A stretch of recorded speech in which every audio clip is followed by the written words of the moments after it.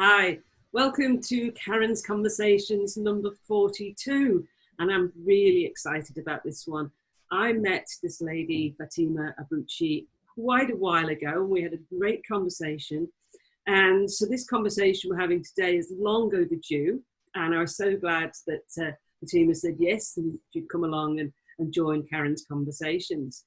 And we're going to talk around the Project Management Office and is it outdated? Is the sort of leading question. So before we deep dive into that, I'll get Fatimah to introduce herself. Welcome. Beautiful. Thank you so much, Karen, for the opportunity. I've actually been following your work ever since we did meet so many months ago, and I enjoy reading your posts about your desire to drive different thinking when it comes to change management. So I'm really pleased to be on this podcast. Well, for me, I've been working in the project management space since I accidentally fell into it about 15 years ago. Started in the sort of global SAP transformation space. I then progressed my desire to learn more about that space and worked across a number of industries and companies and countries.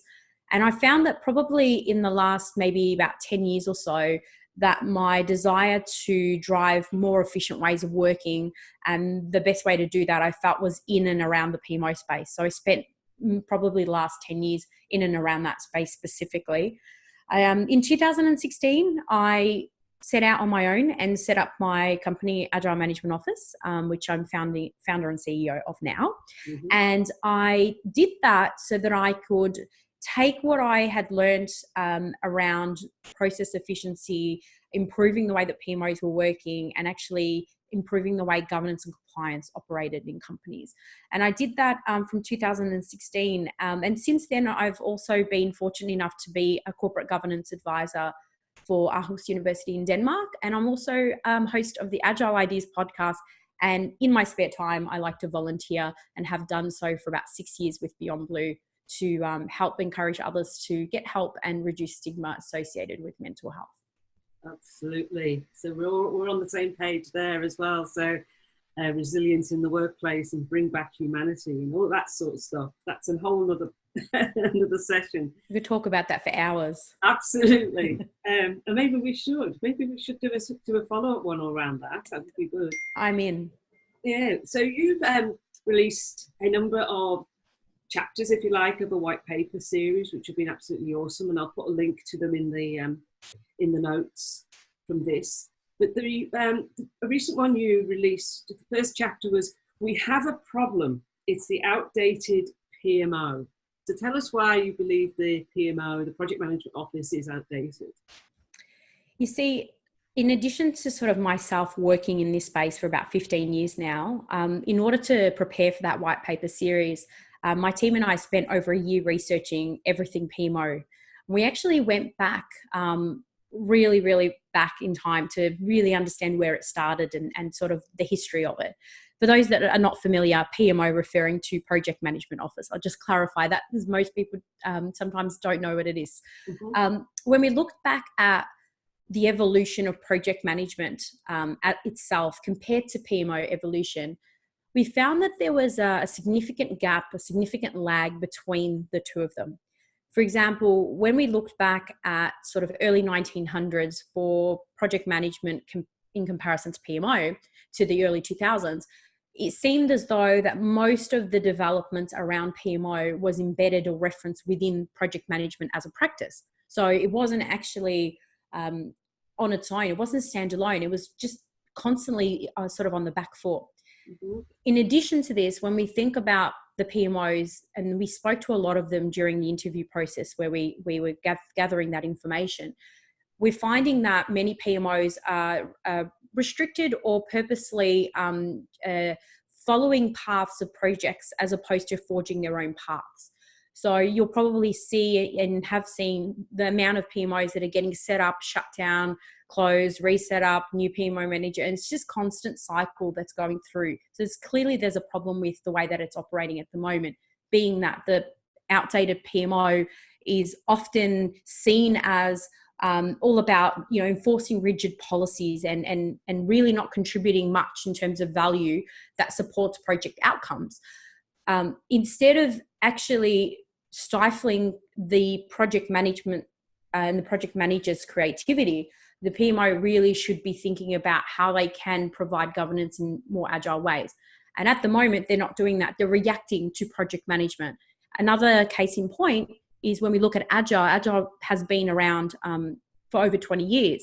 Mm-hmm. But when we look at PMOs now, and I'm seeing this quite frequently in the last couple of years, they're struggling to keep up with the increased uptake of Agile in terms of Agile, the manifesto and the principles of Agile in these organizations, that they are not sure how to react and what to do. And they're really trying to self-heal so that they can keep up, with many of them being shut down based on our research. So the PMOs and the way that they've been set up and the way that they've been running is not working for the environment that we're in these days. And I think that these are some of the points that link back to the fact that the PMO is quite outdated in many instances.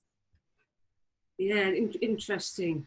And I see the same sort of thing you're talking about there in the change, organizational change profession, that are struggling. And I use I use my hands for this. I say, the projects have been doing this, and organizational change have been trying to do this and get in for a long time. Yes. Now projects are tending to spin faster because in lots of organizations, because they have to.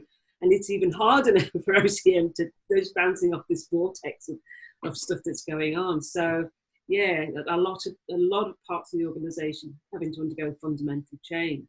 Yes. So if the PMO, the Project Management Office, is outdated, does that apply then as well to project management itself as a practice? Is that outdated? Very, very good question. I think this is an interesting one. I don't think that the project management practice is outdated, although they certainly do have issues. Case in point, over 70% of projects continuing to fail. I have a belief as to what could be contributing to the failure rate of project management, based on the fact that there is billions of dollars spent per annum on projects around the world, everything from training and new methods and tools and all these different things, but projects still failing at such a staggering rate. Yeah. I think that PMOs have a part to play in that. I do genuinely think that outdated PMOs are a key contributor to the high failure rate of projects. Although I've got no evidence to prove that other than my own experience, but to actually have some sort of research or study about that I think would be great. And maybe that could be something looked at in future. Yeah. I think that the project management practice itself is probably exasperating things for the PMO for sure. I think that ineffective, outdated PMOs themselves sometimes hold project delivery teams back. But then depending on where the PMO sits within an organization, if they're held within a particular program or a particular project, then those projects and programs themselves can hold the PMO back also. And I think the other contributing factor is the lack of consensus overall around what it is that it means to be PMO. So overall, I don't think that project management is outdated. I think it's actually quite progressive and the way that it's approaching things and the new techniques and learnings. But I think that there's definitely issues to play in project management, which I'm sure we talk about for hours in another podcast if we'd like. Absolutely. I just want to go back to that statistic, that 70% failure, because it generates a lot of conversation. And, my gut says if 70% of projects really fail, then organizations would be in an absolute mess and probably wouldn't exist. And I think when people sort of challenge that stat, and I'm just interested to see what you think, I say if we measured projects on not just functionality, on time and within budget, but acceptance, uptake, change in behavior, lack of resistance, all those sort of things, customer experience, employee engagement, then I would agree 70% fail. But I think we just measure them on time, functionality, and around budget, and then we tick the box and say that's okay. Would you agree? Yeah, definitely. I think that's a really good comment and a really good point. And I think that looking at the research that sort of talks about that, one of them being the Standish Report, the Standish Chaos Report, they looked at projects, but they really did look at them in those kind of characteristics.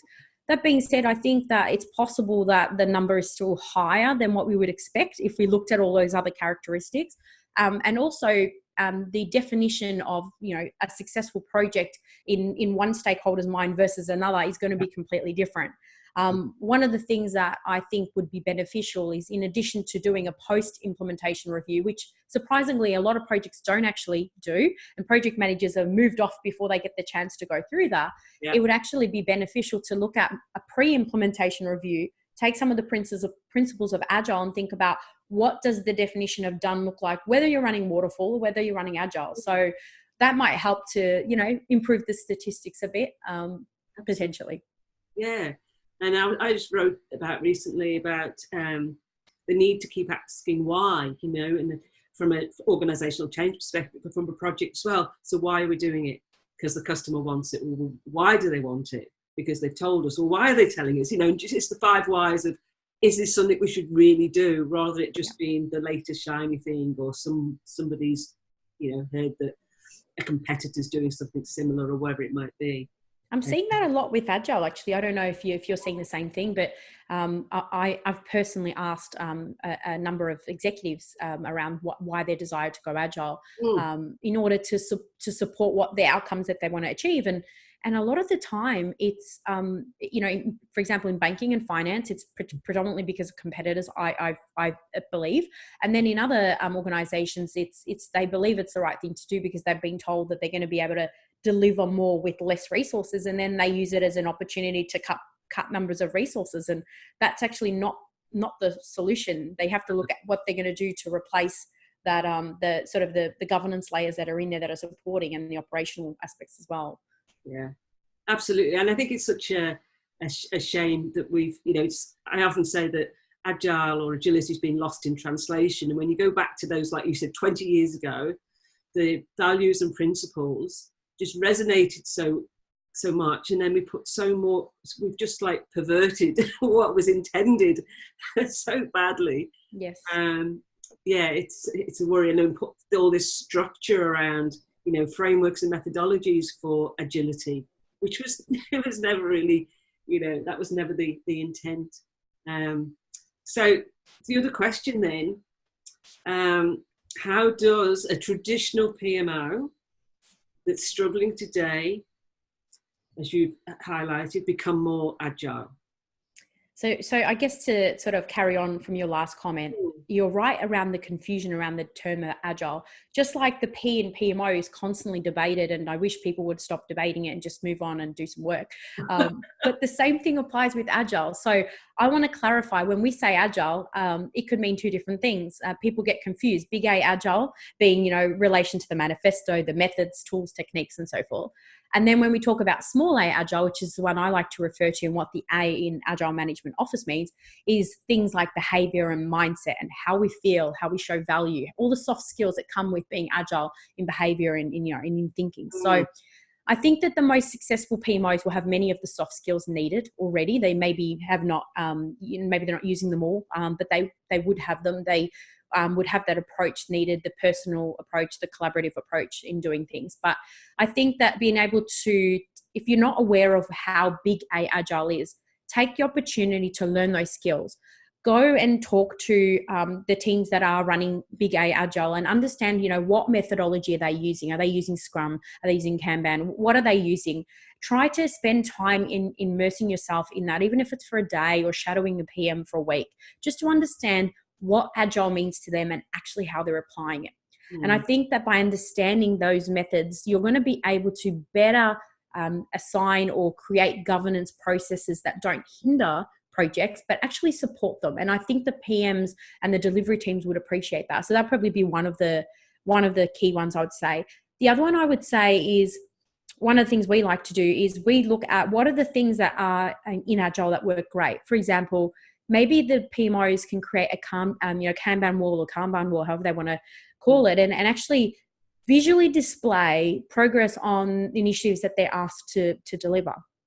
Think about, reporting or whatever it is that they're working on at that time. Show it visually in a way that sort of relates back to the way your delivery teams are working, so that they can relate to how you're working, but also you can learn how to use some of those tools and techniques.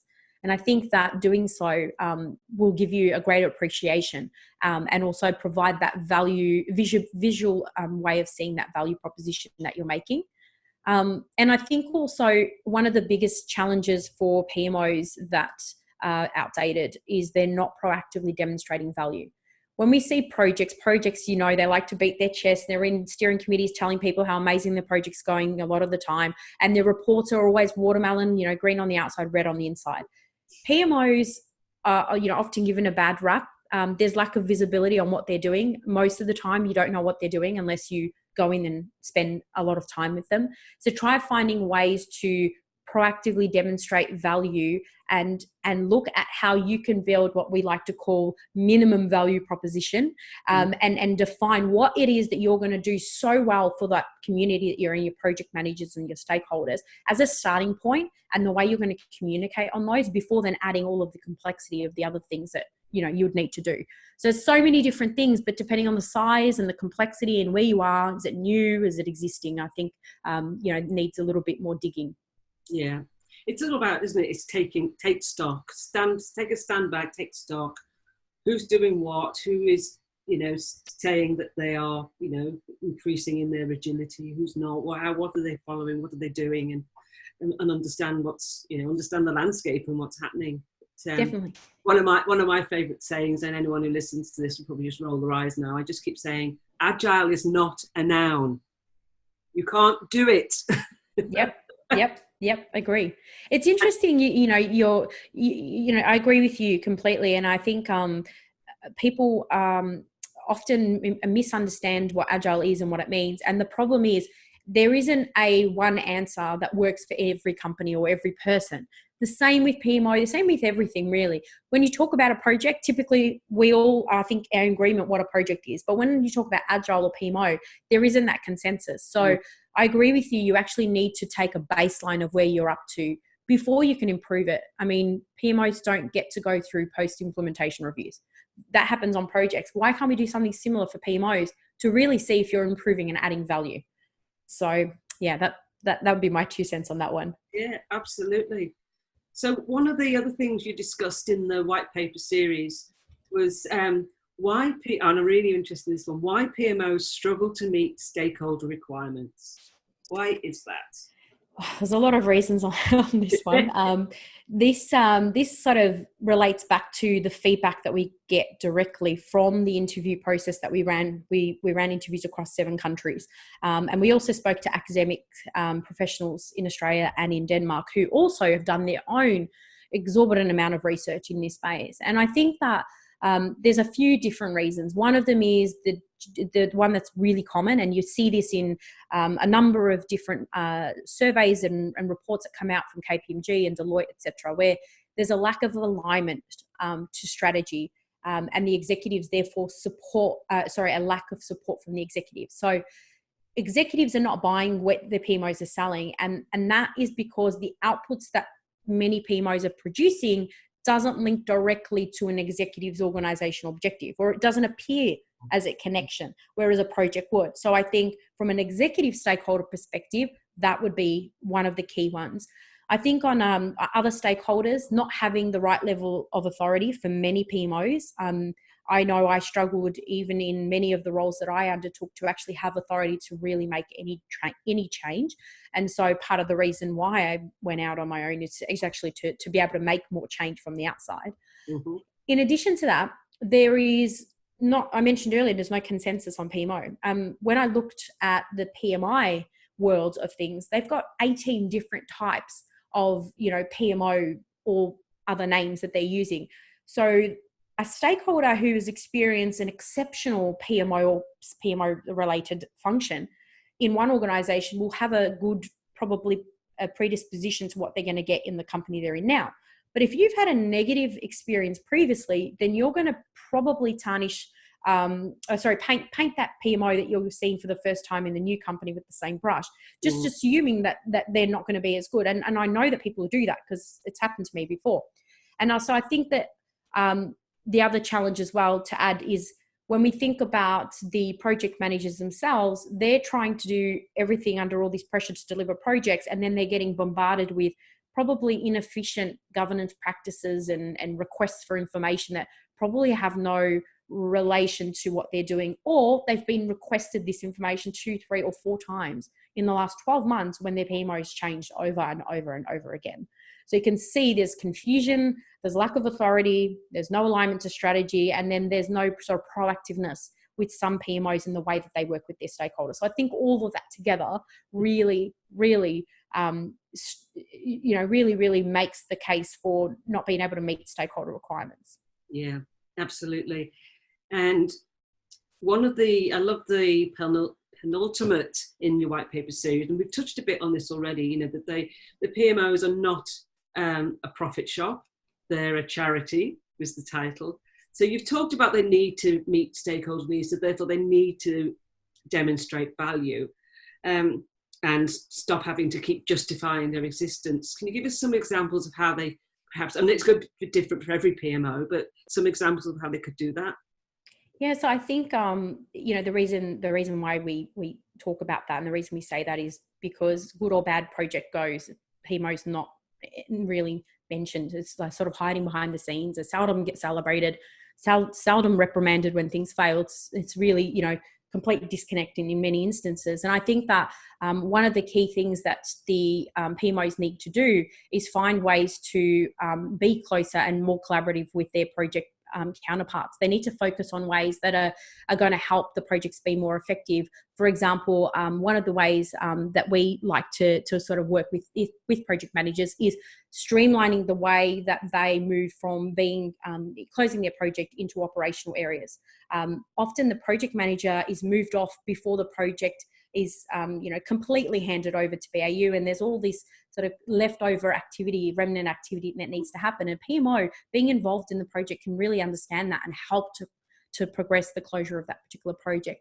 I think that also in terms of PMOs themselves, they need to find ways to demonstrate how they either save money or find money. We've spent a lot of time in PMOs and projects where we found money that was missing because of inconsistencies in the way that the finance templates linked up to finance and accounting practices. And when we found that, the project manager was better off because they realized they're 10 or 15% under budget. So there's a lot of different ways that you can do it, but the best way is to sit and talk to your stakeholder, whether it's a project manager, a program manager, depending on what kind of size that you're working with, and actually understand from them what value means and why you would be better off helping them in a way that meets their requirements, as opposed to assuming. We assume a lot that what we're doing is right, but we really should be asking. And I think that's one of the things that if PMOs did it really well and actually collaborated better, then they will more likely not be the ones on the chopping block when projects are looking to cost cut. They're more likely to have project managers and project teams that are bigger advocates of what they're trying to achieve. Absolutely, absolutely. So tell us a bit more about the Agile Management Office method, a new concept, and what does it address and how? So AMO method came about, and really the focus of it is around agility. So I just want to clarify, Agile Management Office is referring to agility, but it increases productivity and compliance, because what we do and what it enables us to do is to go into organizations and work with their stakeholders to identify change needed, and then using the model to progressively implement it, but in an interactive way, which means that as we're working with clients, we can actually change what we're doing on the daily if necessary, based on the way that this model is set up. It addresses 3 key things. One of them is bridging the gap between organizations that are applying agile techniques while continuing to use traditional governance frameworks that were created in the 1950s. Mm-hmm. It helps to relieve or simplify governance frameworks that are rigid in nature, that cause companies to constantly reinvent and re-implement. So it's about driving away the sort of the nuances around the rigidity that exists today, and actually making it more lean and more efficient for the people that are operating these frameworks, whether it's a PMO or a department. And then the third one is, and this is my favorite one, it's the disconnect between governance governance as a function, and then delivery practices, and how that links to executive strategy into operations. So it's, if you think about the triangle, it's the executive strategy, delivery, and operations, and how you bring those three together, but in a way that is not a one-size-fits-all. It enables customization that aligns to the nature of the initiative and the organization itself. And it moves away from that command and control model, because the only people commanding and controlling this approach is actually the stakeholders. They're the ones that are directing what happens, what stops, what moves, and where we go. And we're just the facilitators to make sure that it actually can happen. We've been fortunate enough now to be working full-time in this space for about the last 3.5 years, and we're iteratively evolving every single week with feedback from our customers. So it's been a really long journey overall for me in this industry, but it's been a really rewarding last sort of 3.5 years. And something to add that might be of interest, we have just been working on a project with the University of Denmark, so Aarhus University, to actually test with their students the concept and the model further to continuously improve it and bring some more academic literature and ideas into the fold as well. So yeah. Brilliant, absolutely brilliant. So where could people get more information? Best place to do that is via our website. I would say that if you want to go to our website and you go to www.agilemanagementoffice.com/white paper, you can access the global white paper series there. It's completely free. It will always be free. You can listen to us on the Agile Ideas podcast, wherever you access podcasts, LinkedIn, or you can contact us via our email address, contact@agilemanagementoffice.com. Absolutely brilliant. And I hope a lot of people reach out, and definitely they should go to those white papers. There's a lot of value in there. So Fatimah, thank you so much for joining me on Karen's Conversation. It's been a great conversation, and I'm sure we could spawn many, many more out of that, and we probably should. Yes, definitely. A part 2 for sure in the very, very near future. Absolutely. So thanks very much for joining me again, and I'll talk to you soon. No worries. Thanks, Karen. Bye. Bye.